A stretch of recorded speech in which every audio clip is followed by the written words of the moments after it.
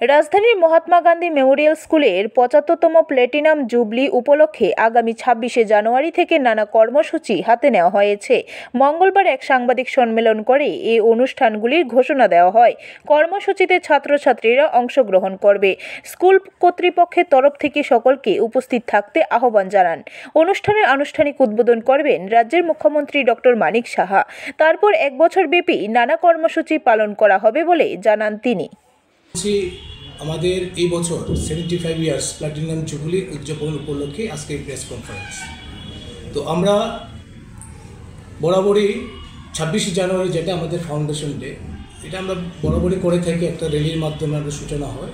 তো এবার যেহেতু প্ল্যাটিনাম জুবলি এবং 75 ইয়ার্স আমাদের এই বিদ্যালয়ে পদার্পণ করতে যাচ্ছে, সেই জন্য এই 26শে জানুয়ারি যে র্যালিটা হবে খুব বড় আকারে আমরা করতে যাচ্ছি। এবং আমাদের প্রাক্তন স্টুডেন্ট এবং ত্রিপুরা রাজ্যের মাননীয় রাজ্যসভার এমপি শ্রী রাজীব ভট্টাচার্য ওটার সূচনা পর্ব করবেন ওদিন। এবং 28-29 তারিখ আমরা একটা কালচারাল প্রোগ্রাম আমরা রেখেছি।